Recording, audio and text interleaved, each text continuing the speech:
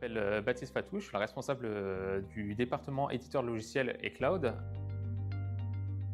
Édition de logiciels, finalement, c'est un vaste mot pour regrouper tout ce qui va être autour de la programmation informatique. Il faut comprendre en fait l'édition de logiciels au sens informatique du terme, pas seulement édition, intégration. On va retrouver du logiciel applicatif, du logiciel standard, donc des pure players, des entreprises qui présentent uniquement un module ou des modules logiciels.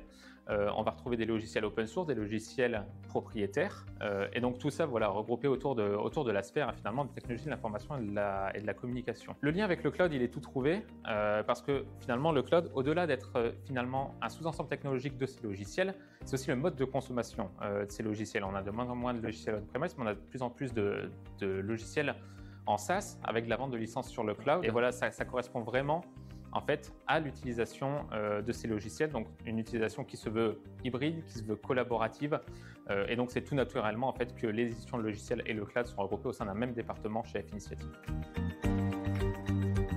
L'édition de logiciels, le cloud aujourd'hui, ça vaut en termes de chiffre d'affaires entre 20 et 30 milliards, d'euros, et qui affiche une croissance entre 7 et 8%.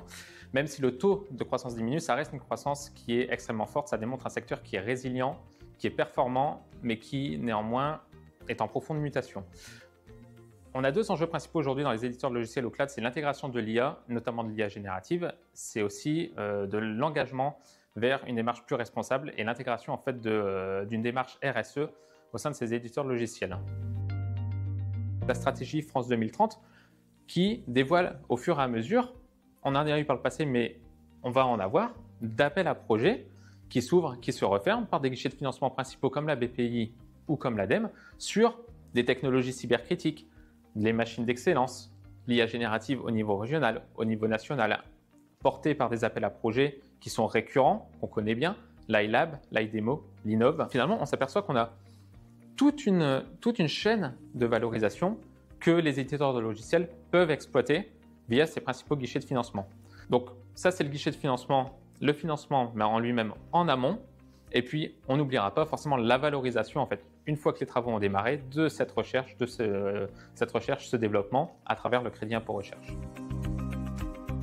L'accompagnement, vous l'aurez compris, les consultants vous accompagnent sur toute la chaîne de valorisation de vos travaux de R&D en amont via justement ces subventions, pendant les travaux avec le crédit impôt recherche, le crédit impôt innovation.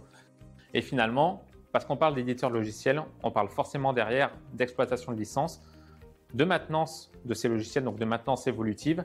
Et donc c'est tout naturellement qu'en fait une passe décisive va se créer vers des dispositifs comme l'IP Box que F Initiative propose également aujourd'hui.